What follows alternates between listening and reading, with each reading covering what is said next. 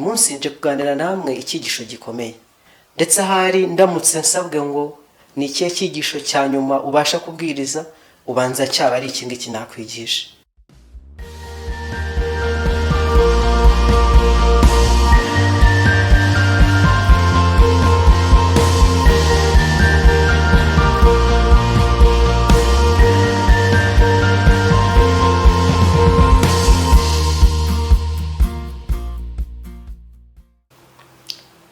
Vandimwe muri Kristo Yesu, nongeye kwishimira kongera kubana nawe hano kuri iyi platform Umucyo w'Isabato. Izina ry'Uwiteka rihabwe icyubahiro. Ni umunezero kuri nje kongera kubona aya mahirwe akomeye yo gusabana namwe tuganira ijambo ry'Imana mu rugendo twatangiye rwo gucukumbura kugira ngo tumenye ibyo umwami wacu ashima. Uyu munsi nje kuganira namwe icyigisho gikomeye, ndetse ahari ndamutse nsabwe ngo ni ikihe cyigisho cya nyuma ubasha kubwiriza, ubanza cyaba ari iki ngiki nakwigisha. Mbere rero dutangira, reka tubanze dusenga Imana. Data wa twese uri mu ijuru, tugushimiye amahirwe uduhaye yo kongera kurambura ibyanditswe byera kugira ngo twumve ubushake bwawe. Tuje uko turi kugira ngo tuyobore kuri buri jambo ryose riri buramburwe. Mwuka wera aridusobanurire, twe kuvuga ibyacu ahubwo tuvuga ibyawe, kandi imitima iteze amatwi uyikoreho kugira ngo ubuntu bwawe busaze bugere kuri twebwe. Tubyatse Imana mu izina rya Yesu, amen. Ubushize mu magambo atangira twaganiriye amakuru akomeye, amakuru ari mu mugani w'umwami wacu Yesu Kristo yaduciriye, umugani w'umubibyi. Twabonye amatsinda y'abantu, aho ijambo ry'Imana rigera mu mutima w'umuntu akaryakira bitewe n'uko uwo mutima umeze. Uyu munsi turaza kwenda kureba ibisa n'ibyo. Tugiye kongera kwisuzuma mu buryo bushyitse kugira ngo turebe icyo ijambo ry'Imana ridushakaho, cyatugeza ku gusobanukirwa byimbitse ijambo ry'Imana. Mbese umuntu ukwiye kwinjira muri ubu bushakashatsi bwo kumenya icyo umwami ashima ni muntu ki? Mbese uwo byakundira kubigeraho ameze ate? Ndagira ngo ntangize amagambo akomeye ari mu Baroma igice cya 8 umurongo wa 7. Turaza kugaruka muri iki gice mu buryo bw'umwihariko, ariko reka mbanze nsome uyu murongo. Amagambo ahari aravuga ngo kuko umutima wa kamere ari umwanzi w'Imana, kuko utumvira amategeko y'Imana ndetse ntabwo ushobora kuyumvira. Tugiye kureba ibintu bikomeye cyane. Ese utari umutima wa kamere aba afite umutima umeze gute? Umutima wanga Imana ndetse udashobora kumvira amategeko y'Imana rwose. Ubu tugiye kuvuga iby'amategeko, ariko kandi tuzibanda ku itegeko ry'Isabato. Ariko muri aka kanya twibaze, mbese umutima ugiye kwakira aya makuru y'amategeko y'Imana ni mutima ki? Aya magambo atubwiye yuko umutima wa kamere wo utabasha kumvira Imana ndetse ni umwanzi w'Imana. Ntabwo rero amategeko y'Imana iyo arambuwe avuzwe uwo mutima ubasha kuyumvira. Turaza gutinda kuri ibyo bintu mu buryo bw'umwihariko, kandi kugira ngo tubyumve ndagira ngo dufatanye kurambura ibyanditswe byera. Turebe urwandiko Paulo yandikiye Abakorino rwa mbere. Turareba amagambo ari mu gice cya 2 ndetse n'amagambo atangiye igice cya 3. Araza kudusobanurira iby'uyu mutima wa kamere, adusobanurire itandukaniro ry'umutima wa kamere n'umutima dukwiriye kwifuza kugira. Rwa mbere rw'Abakorino igice cya 2, ahari ndahera ku murongo wa 12. Byari byiza ko dusoma amagambo y'iki gice cyose kugira ngo twumve icyo umwanditsi ashaka kutubwira, ariko kubw'igihe reka dusome guhera ku murongo wa 12 gukomeza. Umutwe w'amagambo atubwira ngo icyo Paulo yaragambiriye ubwo yigishaga ab'i Korinto. Nuwe mugambi Paulo yari afite? Reka twumve. Murongo wa 12. Ariko twebweho ntitwahawe ku mwuka w'iyi si, ahubwo twahawe uwo mwuka uva ku Mana kugira ngo tumenye iby'Imana yaduhereye ubuntu, ari byo tuvuga. Ariko ntitubivugisha amagambo akomoka mu bwenge bw'abantu, ahubwo tubivugisha akomoka ku mwuka, dusobanuza iby'umwuka bindi.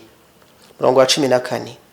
Ariko umuntu wa kamere ntiyemera iby'umwuka w'Imana kuko ari ubupfu kuri we, akaba atabasha kubimenya kuko bisobanurwa mu buryo bw'umwuka.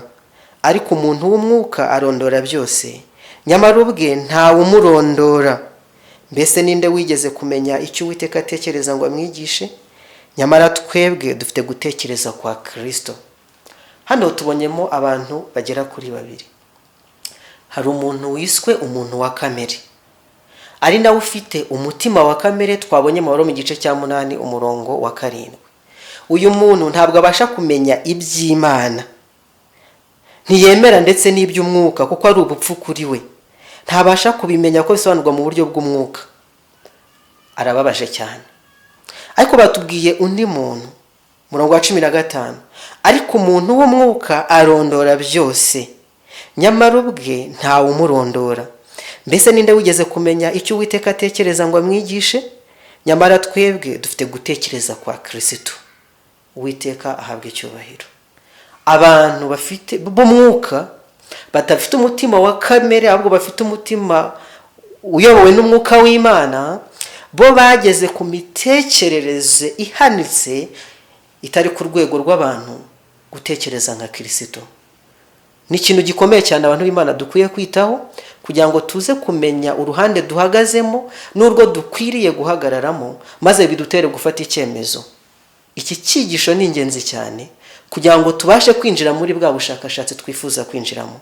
Reka nkomeze amagambo akomeza ku gice cya 3 uhereye ku murongo wa 1, n'ubundi arakomeza nta magambo dutandutse rwose. Murongo wa 1: bene data, sinabashije kuvugana namwe nk'uvugana n'ab'umwuka, ahubwo navuganye namwe nk'uvugana n'abakamere cyangwa abana b'impinja bo muri Kristo.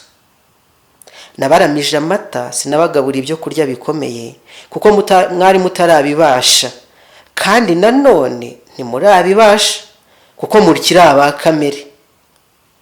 Ubwo muri mwe harimo ishyari n'amahane, mbese ntimubaye abakamere koko?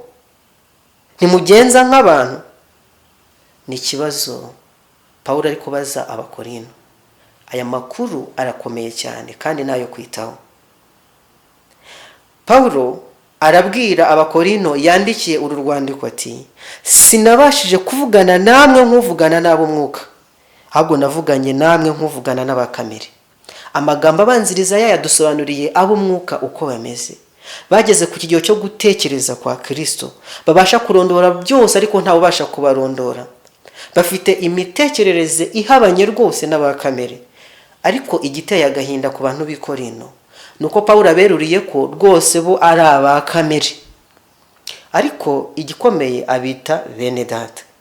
Kugira ngo twumve aba Bakorinto ko atari abantu babashyitsi n'abimukira ku by'Imana, tubasha kubanza kumva uko yabaramukije mu gice cya 1. Ese igice cya 1 aramutsa gute iri torero ry'i Korinto? Aravuga ati, Pawulo wahamagariwe kuba intumwa ya Yesu Kristo nk'uko Imana yashatse, na Sositene mwene data, turabandikiye mwebwe bo mu itorero ry'i Korinto.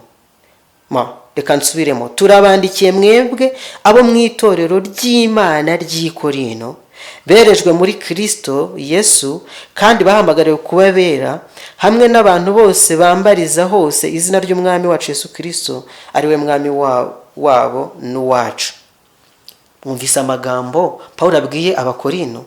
Arababwiye ngo mwebwe abitorero ry'Imana riri Korinto, berejwe muri Kristo, bahamagariwe kuba bera. Ntabwo ari abashyitsi ku by'Imana, oya rwose bahamagawe n'Imana. Ariko ikibabaje cyane, bafite umutima wa kamere.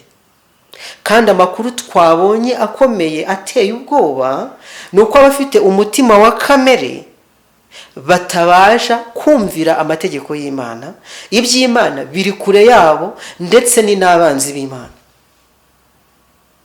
Ibintu biratangaje. Ibira bituma tugabanyamwe abantu ibice bigera kuri 3. Hari abantu basanzwe batazi iby'Imana rwose, batazi byo mu rusengero, biberaho uko abantu babaho. Abo ngabo nta nubwo tubatindaho. Ariko hari abandi bantu bakunze iby'Imana, babiteza amatwi nkuko nawe uneza amatwi, ariko bafite umutima wa kamere. Umutima udashyikira iby'Imana neza, utabasha kurondora ngo ugere ku rugero rukwiriye, udafite gutekereza kwa Kristo. Turabasuzuma twitonze. Hari undi mugabane w'abantu b'umwuka, buzuye umwuka wera, bageze ku rugero ruhanitse cyane rwo gutekereza kwa Kristo. Ndagira ngo tubanze dutekereze ku by'uyu muntu wa kamere. Aya magambo turi gusoma mu Bakorino igice cya mbere, icya kabiri n'icya gatatu, araza kuduha amakuru y'umuntu wa kamere uko ameze. Reka twigire kuri aba Bakorino. Umurongo wa kabiri w'igice cya gatatu uratubwiye ngo, nabaramije amata sinabagaburiye ibyo kurya bikomeye kuko mwari mutarabibasha. Abantu ba kamere bari ku rugero rwo hasi cyane ku buryo iby'Imana byo ku rwego ruhanitse batabasha no kubyumva, nabo kuramizwa amata. Kandi nanone ntimurabibasha. Umurongo wa gatatu, kuko mukiri aba kamere, ubwo muri mwe harimo ishyari n'amahane, mbese ntimubaye aba kamere koko? Ntimugenza nk'abantu. Abantu ba kamere baragaragara nk'abantu bayobowe n'ishyari. Amatiku nibabonekaho, barifuza imyanya y'ubuyobozi, barifuza isumbwe. Umurongo wa kane, ubwo umuntu umwe avuga ati jyeweho ndi uwa Pawulo, undi akavuga ati jyeweho ndi uwa Apolo, ntibigaragaza ko muri aba kamere? Nuvuga ngo abantu biciyemo ibice, bagize abo bayoboka, bagize ubufana. Ni ishyano, ndetse ni ishyano cyane. Ndagira ngo twumve ko ibi bintu bikomeye. Turebye amagambo muburo wa Yesu Kristo dusanga muri Matayo igice cya 7, ndasoma imirongo mike yo muri icyo gice.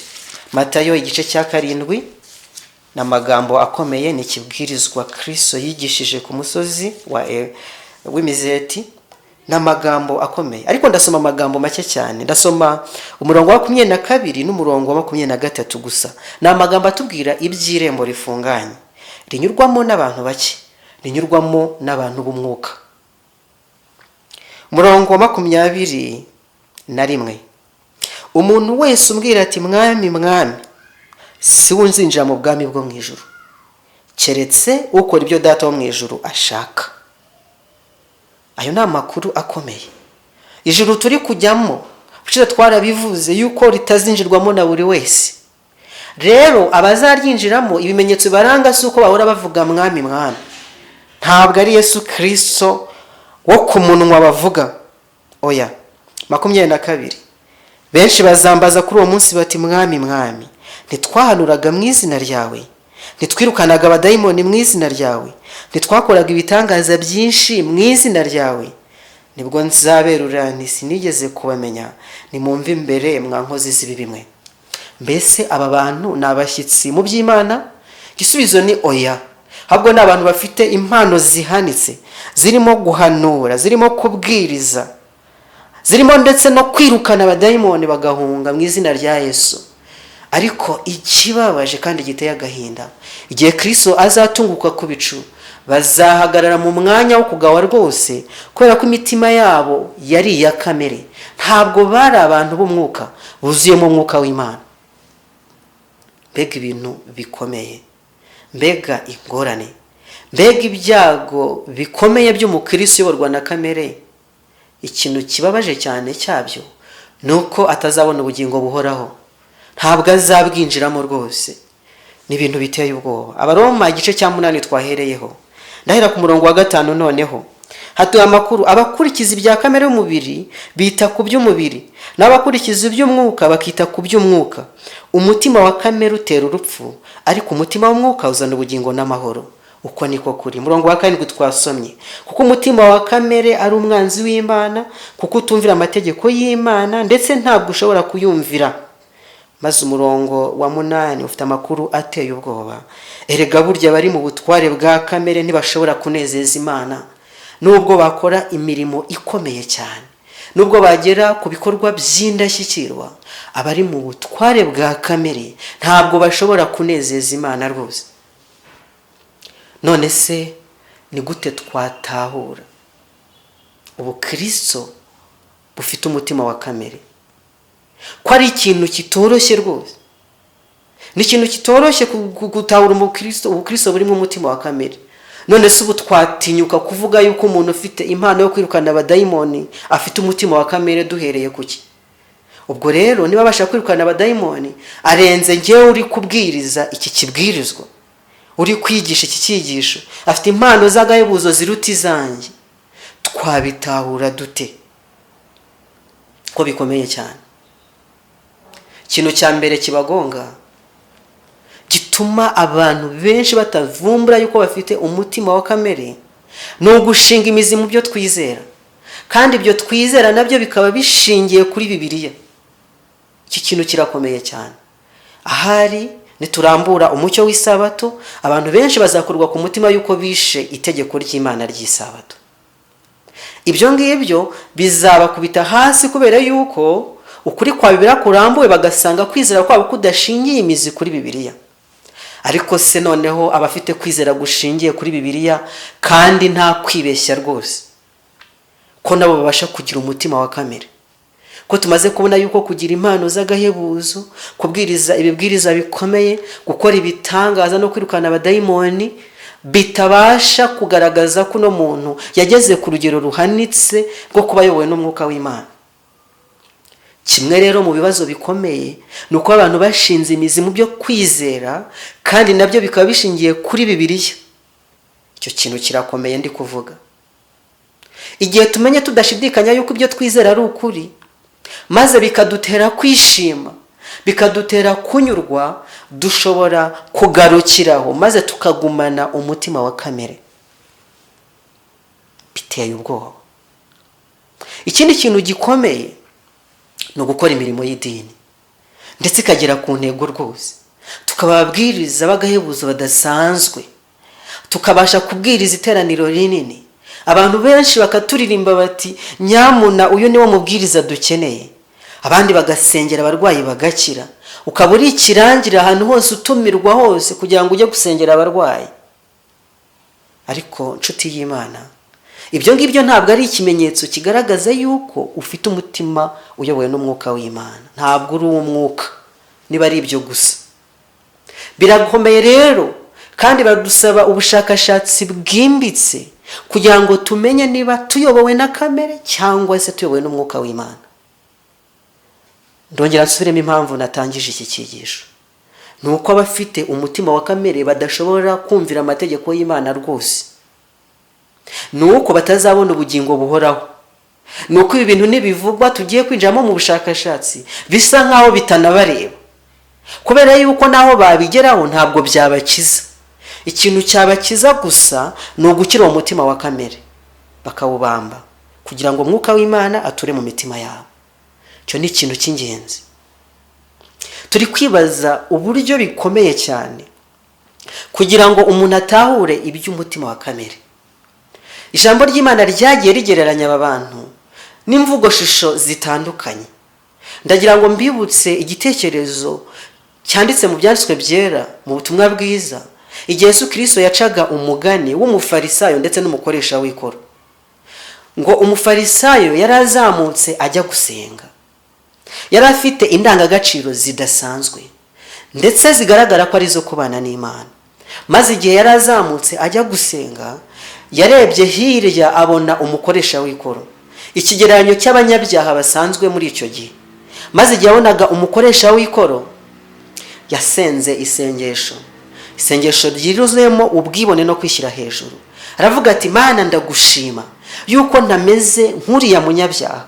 Njyewe iteka niyiriza ubusa 2 mu cyumweru, ntanga 1/10 n'amaturo, ndubuka isabato, amategeko yawe ndayakomeza, n'ibindi. Iryo niryo ryari isengesho rye, no kurondora amajyambere yagezeho mu by'iyobokamana. Kandi ayo majyambere rwose arafatika. Nese niba basha kwiriza ubusa 2 mu cyumweru, niba basha gutanga 1/10 agashyigikira umurimo w'Imana, niba ari umuntu ugenda mu mabwiriza n'amategeko y'Imana, utameze nk'abajura n'abanyazi, arabutswe, ntashobora kubyirata koko. Ariko hari undi yarebaga wamukoresha w'ikoro, ngo nawe umutima w'Imana wamukozeho, maze arataka ati Data mbabarira kuko ndi umunyabyaha. Ngo nta nubwo yatinyutse kuzamura ijwi ngo arebe no hejuru, kuko umutima we wamuregaga rwose ko ari umunyabyaha. Yesu Kristo yavuze amagambo akomeye.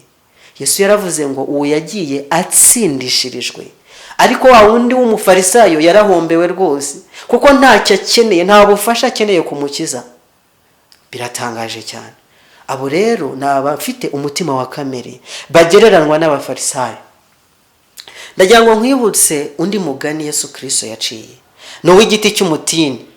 Iki giti cy'umutini ngo cyari gifite ibibabi byiza cyane, uwakireba yabonaga rwose gifite imbuto, ariko igihe umukiza yagenzuraga ngo arebeho ashaka imbuto yo kurya, yarayibuze. Nta nubwo yari umugani, ni ibyabaye, ni igiti Kristo yavumye mu gihe cye. Iki giti cy'umutini nacyo kigereranya abantu bagaragara inyuma ko ari abantu b'Imana ndetse b'indashyikirwa, ariko imbuto ya mwuka ntabwo yigeze yerera muri bo. Ibyo bintu birakomeye. Andi makuru ni amakuru ya Laodikiya. Ijambo ry'Imana mu Byahishuwe igice cya 3 ku murongo wa 14 batubwira iby'itorero ry'i Laodikiya. Ni itorero rifite amakuru ababaje cyane. Ndavuga ngo wandikire marayika w'itorero ry'i Laodikiya uti: wiyita amen, mugabo wo guhamya kandi ukiranuka w'ukuri, nkomoko y'iby'Imana yaremye, aravuga amagambo ati: nzi imirimo yawe, yuko udashyushye kandi ntabwo ukonje.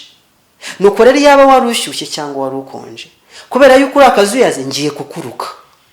Kuko uvuga uti ndi umukire, ndatunze, ndatunganiwe, ntacyo nkennye. Nyamara amakuru ababaje Yesu Kristo atanga ku itorero rya Laodikiya, ndavuga ati: nyamara utazi yuko uri umutindi wo kubabarirwa, uri umukene ndetse n'impumyi. Biteye ubwoba. Umuntu w'i Laodikiya, umunyalaodikiya, we yibwira ko atunganiwe rwose, atunze. Namwe nimukurure iyo foto, umutindi wo kubabarirwa, umukene ndetse ugeze ku kigero cy'ubutindi wo kugirirwa impuhwe n'abantu bose, ariko umutima wakumva ni umukire, aratunze, ntacyo akene. Ariko yaba ari umutindi gusa, habwo afite n'ubumuga bwo kutabona, ntabwo areba. Uwo muntu ntabwo ndabona isura ye mu isi, ntabwo ndamubona. Ariko ntabwo ari ibyo gusa, ngo yambaye n'ubushwambagara, nanjye ngo ubushwambagara, yambaye ubusa. Biteye ubwoba. Uko ni ko ijuru rireba umunyalaodikiya. Wibwira yuko hari icyo ari cyo, bigendeye ku kwigereranya cyane cyane n'abandi, arusha impano z'agatangaza, amahirwe yo mu buzima yagize, maze yazikoresha mu bijyanye n'iby'umurimo w'Imana, akibwira yuko hari urugero runaka yagezeho, kandi rwose ntacyo ari cy'imbere y'Imana. Hari n'izindi ngero nyinshi, ntabwo twazirondora zose, ariko reka ngarukire ku mugani w'abakobwa 10. Umugani Yesu Kristo yaciye uzawusanga muri Matayo igice cya 25 ere ku murongo wa 1. Hatubwira iby'abakobwa 10 bari biteguye umukwe, baboneza amatabaza yabo, biteguye gusanganira umukwe. Ariko ikibazo bagize nuko umukwe atinze, ngo bose barasinziriye. Kugira ngo twumve amakuru y'uyu mugani w'abakobwa 10, bidusaba kujya kwiga umugenzo cyangwa se umuhango w'ubukwe wabo muri icyo gihe muri Palestine, aho Yesu Kristo yavugiraga. Birumvikana ko habagaho imyiteguro yo kwitegura umugeni, kandi igihe kikaza abiteguye bakinjirana nawe mu rwakiriro. Aba bakobwa 10 rero bari bategereje umukwe. Ni abakobwa bose 10, ariko ijambo ry'Imana tubwira ko 5 muri bo bari abanyabwenge, kandi abandi 5 muri bo bari abapfu. Niko ijambo ry'Imana ritubwira. Ariko ibimenyetso bibaranga biratangaje. Icyambere nuko bose bari abakobwa, bari amasugi, bose bari bafite ukwizera kwa Bibiliya kutavangiye, kubera yuko bari bafite amatabaza. Ijambo ry'Imana ryihamya nk'itabaza. Zaburi 119:105 ravuga ngo ijambo ryawe ni itabaza ry'ibirenge byanjye, ni umucyo umurikira inzira zanjye. Bari bafite Bibiliya. Nabivuze kare yuko umutima wa umuntu wa kamere ashobora kwiratana ibyanditswe byera yuko ari ukuri kandi abyizera rwose. Aba nabo bari bafite ibyanditswe byera, bizeraga ijambo ry'Imana ritavangiye. Icya gatatu gikomeye, bari bafite imyiteguro yo gusanganira umukwe. mu ijambo mbasha gukoresha ryumva na bamwe, bari abadivantisiti, bari bategereje kugaruka kwa Yesu kuko ari we mukwe mukuru dutegereje. Bari abategereje. Biratangaje. Nuko bagira imyiteguro, ariko igihe gitinze barasinziriye. Kandi ndagira ngo nkwibutse iki, wongere usome icyo gitekerezo. Baba abakobwa 5 b'abapfu ndetse n'abakobwa 5 b'abanyabwenge bose barasinziriye. Icyo ntabwo ari cyo kibatandukanye. Ikindi gikomeye, mu gicuku bumvise urusaku ngo umukwe araje, nimusohoke mu musanganire. Abo bantu bose, abakobwa 5 b'abafu n'abakobwa 5 b'abanyabwenge, bose bumvise ijwi ry'umukiza ribabwira ngo nibasohoke basanganire umukwe araje. Kandi barabikoze. Bagize imyiteguro idasanzwe yo gusanganira umukwe. Igitangaje, baboneje amatabaza yabo kugira ngo binjirane n'umukwe. Twamaze kubona yuko umukwe yaje mu gicuku. Hari hakenewe amatabaza rero kugira ngo binjirane mu birori. Ikintu gikomeye ngira ngo utekerezeho cyane, igihe babonezaga amatabaza yabo yaratse yose. Birakomeye. Ariko itandukaniro ryari rihari. Umugabane umwe wabo, 5 bamwe, amatabaza yabo yarazimaga. Nta mavuta ahagije bari bafite. Iryo niryo ryari itandukaniro. Amavuta se ashushanya iki mu ijambo ry'Imana? Ashushanya umwuka wera. Nta mwuka wera bari bafite. Kandi ibyo byabatandukanije n'abandi bakobwa, ndetse barasigaye rwose. Igihe bazaga ngo bakomange, abandi bamaze kwinjira bavuye gushakisha amavuta, barabwiye ngo mwebwe ntabwo mbazi. Babwiwe amakuru nka yandi twamaze gusoma muri Matayo igice cya 20, igice cya 7 umurongo wa 23. Mbese ntibiteye ubwoba iby'umuntu ufite umutima wa kamere? Mbese abantu b'Imana ntibakwiye kwisuzuma ngo bamenye imitima yabo uko imeze? Murumva yuko rwose uyu muntu ababaje cyane. Ariko kugira ngo tumwumve n'ikibazo afite, kuko ikibazo afite si uko afite Bibiliya, ikibazo afite si uko uyu mufarisayo yasenga, si uko atanga 1/10. Ahubwo hari ikintu kituzuye, nuko atabawe n'umwuka w'Imana. None umuntu wa mwuka we abaho gute? Ibyo nibyo bigiye kuduha amakuru meza, amakuru akwiriye kumenwa n'abagenzi, amakuru nifuza kukubwira kugira ngo nawe uhagarare mu ruhande rukwiriye. Icyambere kiranga abantu b'umwuka nuko uyu muntu yuzuye umwuka wera. Ibyo birumvikana rwose. Uyu muntu afitanye umushyikirano mwiza na mwuka w'Imana, kandi uwo mushyikirano urakura. Ijambo ry'Imana rikoresha ijambo kubatizwa, umubatizo wa mwuka. Yabatijwe umubatizo wa mwuka wera. Kubatizwa se bigenda bite? Nukwibiza rwose ukajandama. Yarajandamye. Imibereho ye yose ayoborwa n'umwuka w'Imana. Ijambo ry'Imana riratubwira ngo abayoborwa n'umwuka nibo bana b'Imana. Cya gice cya 8 cy'Abaroma kirabitubwira neza. Abayoborwa n'umwuka nibo bana b'Imana. Uyu muntu ayoborwa n'umwuka ku rugero rwuzuye, rukwiriye rwose. Cyo ni ikintu cya mbere dukwiye kuzirikana ku muntu wa mwuka. Umuntu w'umwuka. Icya kabiri kiranga umuntu w'umwuka, Yesu niwe pfundo ry'imibereho ye. Yiyeguriye Yesu bidasubirwaho, kandi ijambo rikomeye, akomera mu itegeko rusange ryo kwiyegurira Yesu buri gitondo, akamwegurira ubwe ndetse n'ibyo afite byose. Iki kintu kirakomeye cyo kuyoborwa na Yesu, kandi buri gitondo ukongera kwitanga mu maboko ye ngo akuyobore. Uko ni kwabaho. Ndakubwiye ngo ni itegeko ry'abanyamwuka kwiyegurira Yesu buri gitondo. Nuko Yesu yabagaho buri gitondo yabyukaga yiyegurira se. Uzasoma kenshi yuko mu gitondo kare yabyukaga akajya ku musozi agiye gusenga, cyangwa se akakesha ijoro asenga. Nuko yabagaho. Abantu b'umwuka rero nuko babaho. Ntabwo banyurwa na ya mibereho yo kugera ku majyambere runaka no gusobanura ibintu neza. Ntabwo babaho imibereho ya Marita. muri bya bigereranyo by'abantu ba kamere ubanza Marita ataburamo. Igitekerezo cya Marita na Mariya mushobora kuba mukizi. Marita yari umuntu ukunda kuba mu mirimo cyane yo kwakira abashyitsi, akora inshingano z'idini mu buryo bunoze, ubwo nicyo ngeranije nacyo. Ariko Mariya we yakundaga kuba ku birenge bya Yesu, yifuza kumva ijwi rye, yifuza gushyikirana nawe. Mariya rero ngo yahisemwo umugabane mwiza kuruta Marita.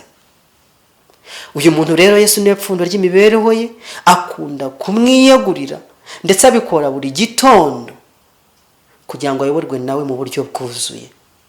Uyu muntu Pawulo yatubwiye ngo afite gutekereza kwa Kristo. Yahaye Yesu umwanya mu mutima we kugira ngo abe ari we uyobora imigendere ye uko yakabaye. Icya gatatu, uyu muntu abeshwaho n'ijambo ry'Imana. Ijambo ry'Imana niryo rimubesha. Uringiri inshuti z'Imana, nongeye kubakundisha ijambo ry'Imana. Hari amadini amwe namwe adakunda ijambo ry'Imana. Usanga ibyabo ari icyuka, ari uguhimbaza, ari ukwiterera hejuru, maze bakanyurwa nabyo, bigasa nkaho ari ugufasha imyumvire ngo baze kuruhuka gusa, ariko ijambo rikiza ry'ubugingo rikaba ritari muri bo. Ndagira ngo nkubwire ko ibyo bintu bitakugeza kuko umuntu wa mwuka. Cyakugeza kuko umuntu wa mwuka ni ukubeshwaho n'ijambo ry'Imana. Ijambo twarivuze, ijambo ry'Imana ritabaza ry'ibirenge byacu, ni umucyo umurikira inzira zacu. Nuko rero umuntu wa mwuka ijambo ry'Imana rimubera itabaza ry'ibirenge bye, cyangwa se ry'imigendere, inzira ze zose. Ijambo ry'Imana ritanga amabwiriza y'uko akwiriye kubaho. Iyo agiye kurya, ijambo ry'Imana rimuha amabwiriza y'uko akwiriye kurya. Iyo agiye kwambara, ijambo ry'Imana rimwereka uko akwiriye kwambara. Iyo agiye kuganira n'abandi, ijambo ry'Imana rimuha ibiganiro akwiriye kuganira nabo. Iyo agiye kubana n'abandi mu mibanire ye, ijambo ry'Imana rimuha uko akwiriye kubana nabo. Mbega imibereho ye yose ijambo ry'Imana niryo rimubeshaho.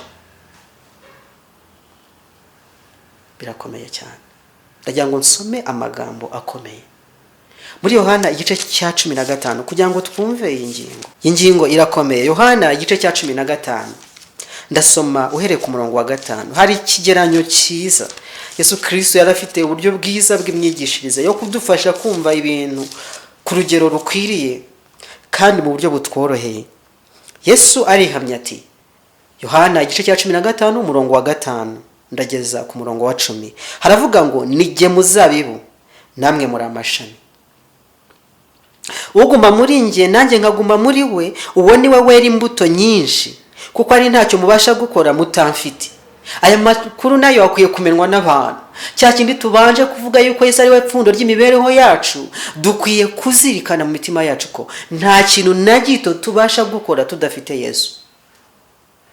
Ibyo twabasha gukora nta musaruro twabyagira. Ijambo ry'Imana riravuga ngo ibyo twakora n'umwete wacu wose. Ni umuririmbyi wabiririmbye, ni agahinda gasaze, ni amarira dashira, kuko ntabwo byabasha kudukuraho umutwaro w'ibyaha. Ntacyo tubasha gukora tudafite Yesu. Umuntu utaguma muri jye ajugunwa hanze nk'ishami ryumye, maze bakayateranya bakayajugunya mu muriro agashya. Nimuguma muri jye, amagambo nashakaga naya, amagambo yanjye akaguma muri mwe, musabe icyo mushaka cyose muzagihabwa. Ibyo nibyo byubahisha Data, nuko mwera imbuto nyinshi mukaba abigishwa banjye. Data yankunze niko nanjye nabakunze, nuko rero mugume mu rukundo rwanjye. Umurongo wa 10, nimwitondera amategeko yanjye muzaguma mu rukundo rwanjye, nkuko nanjye nitondeye amategeko ya Data nkaguma mu rukundo rwe. Ijambo ry'Imana niho tuvana amategeko y'Imana.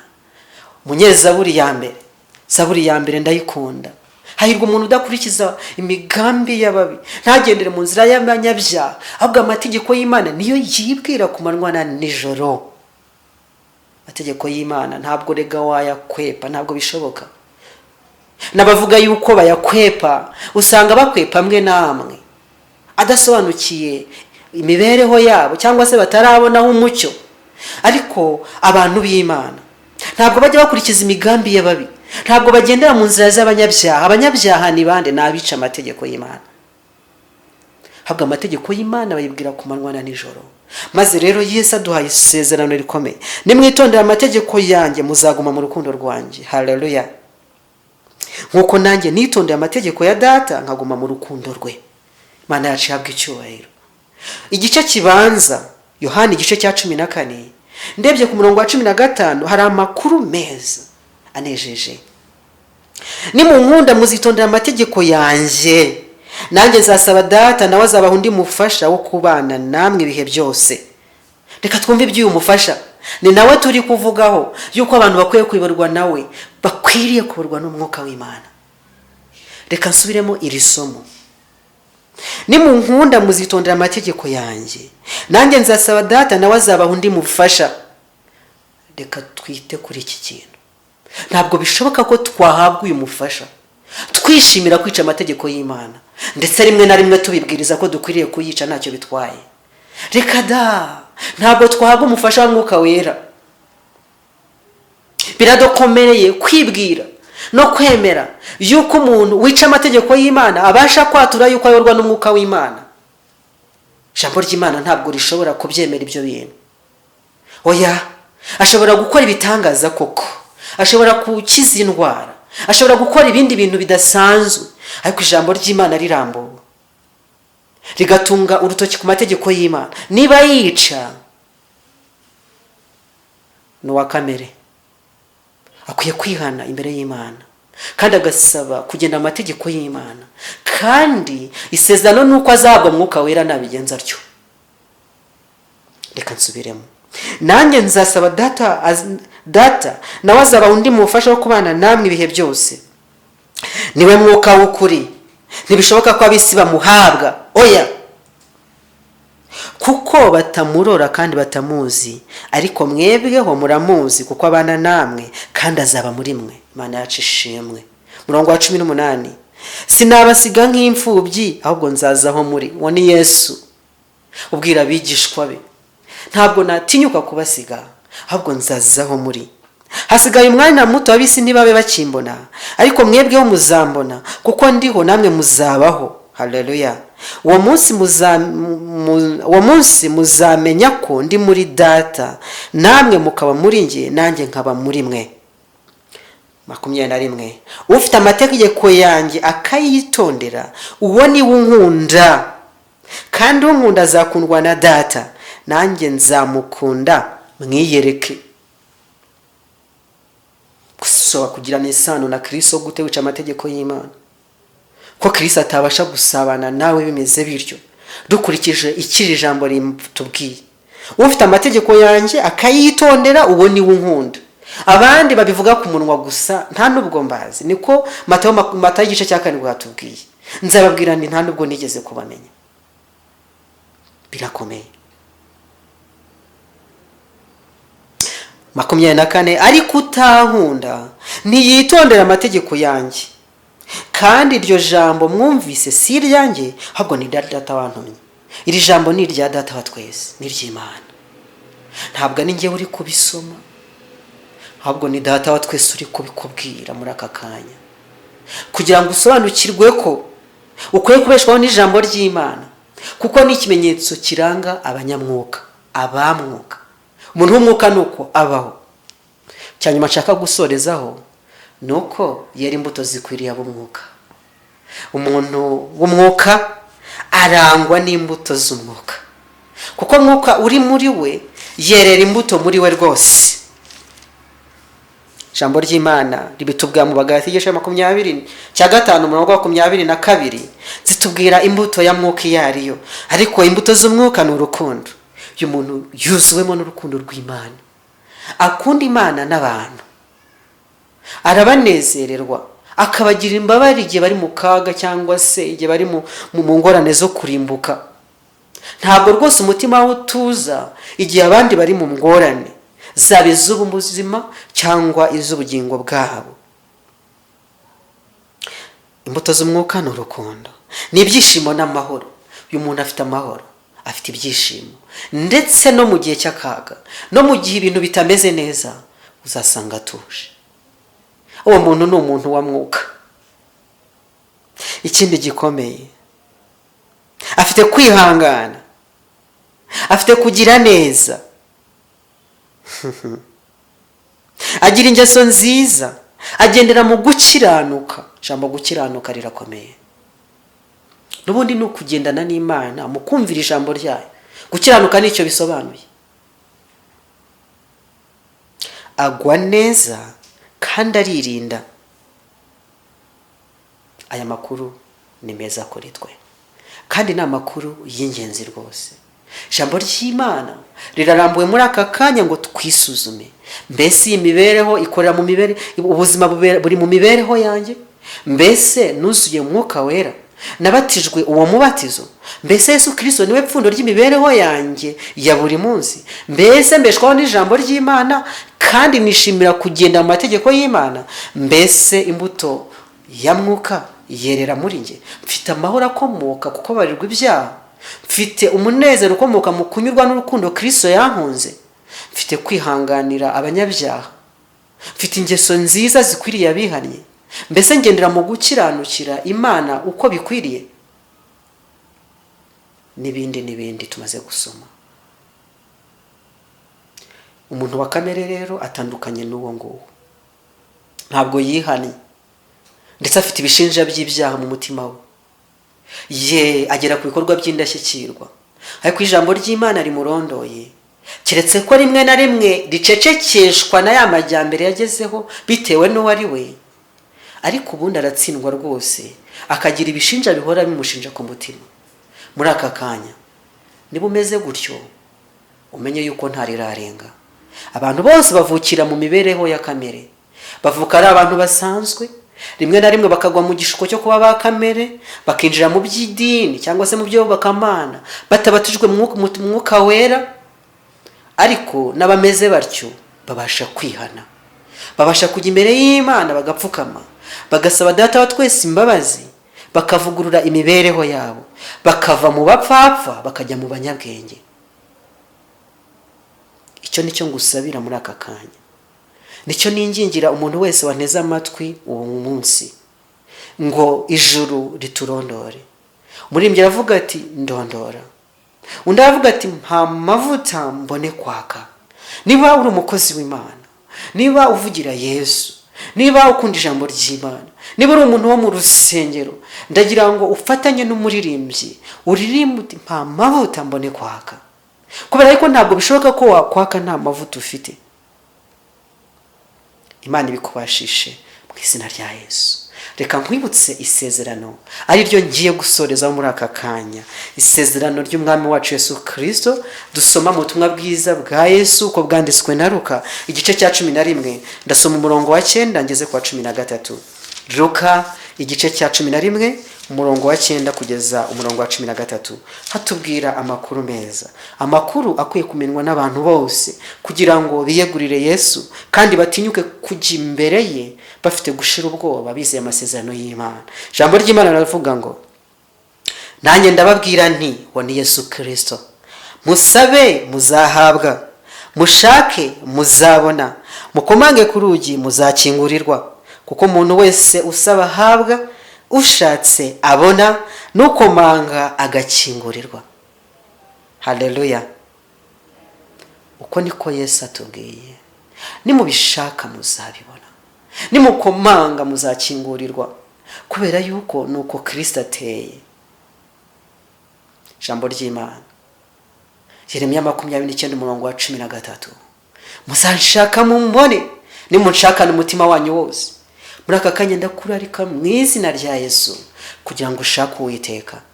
Irindi jambo riravuga ngo nimushake Uwiteka bigishoboka kwabonwa, mu mwambaze akiri bugufi. Kandi noneho Yesu arabivuze, agusezeranije ko numushaka uzamubona, nukomanga uzakingurirwa. Haleluya. Umurongo wa 11, mbese ninde muri mwe ufite umwana yamusaba umutsima akamuha ibuye, cyangwa ifi akamuha inzoka, cyangwa yamusaba igi akamuha sikorupiyo? Birakomeye cyane. Mbese hari umubyeyi watinyuka gukora ibyo, ngo umwana amusaba umugati noneho amuhe ibuye? ntabwo bibaho no mu mitima y'abantu ba kamere, ba bantu bangijwe n'icyaha. Murongo wa 13. None se ko muzi guha abana banyu ibyiza kandi muri babi, so wo mu ijuru ntazarushaho rwose guha umwuka wera abamumusabye? Umva, data wa twese asonzeye guha mwuka wera abamumusabye. None rero reka dutinyuke tujye imbere ye, twifuze kuyoborwa n'umwuka wera, tuve mu buzima bw'ubunyacyaha, tuve mu kwishingikiza ku mirimo twagezeho, ahubwo twishingirije ku buyobozi bwa mwuka w'Imana. Ubwo nibwo tuzaba abaturage b'ubwami bw'Imana, kuko ababyawe n'umwuka nibo bana b'Imana. Yohana igice cya 1 umurongo wa 12. Cyakora bamwemeye bakizera izina rye bashoboza bwo kuba abana b'Imana. Abo ntibabyawe n'ubushake bw'umugabo cyangwa ubw'umugore, ahubwo babyawe n'Imana. Reka mwuka w'Imana atubyare kandi atuyobore, atugeze ku rugero rushyitse rw'igihagararo cya Kristo, maze ubwo Kristo azaza twe kuzakorwa n'isoni, twe kuzajya kuvuga amagambo y'amatakaragasi tuvuga duti twakoze imirimo itangaje none ntabwo twemeye, ahubwo rwose mwuka w'Imana wagendanye natwe azaduterure, adutumbagize ikirere, dusanganire Yesu. Ibyo nibyo mbifuriza, nanjye niyifuriza mu izina ry'umwami wanjye Yesu Kristo. Amen. Reka dusenge. Data twese uri mu ijuru, turagushimye, tugushimiye ijambo ribombowe muri aka kanya ubwo tugiye gutangira ubushakashatsi. Wongeye kurondora imitima yacu kugira ngo twisuzume, kandi utubwiye icy'ingenzi no gutandukana n'icyaha, no kwiyegura Yesu burundu, no kwakira Kristo mu mitima yacu, we mukiza w'abari mu isi, no kwakira imbabazi ze akatubatisha umwuka wera, kandi tukishimira kugendana nawe no kujya tuyoborwa nawe inzira zacu zose kandi buri munsi. Dushoboze kumwakira, uduhe kwihana nyakuri, kandi iri sengesho tubwiye gusenga uduhe kurisenga dushimikiriye kugeza ubwo usoza amasezerano wasezeranye, kuko utabeshya. Niko gusenga kwacu mu izina ry'umwami wacu Yesu Kristo. Amen.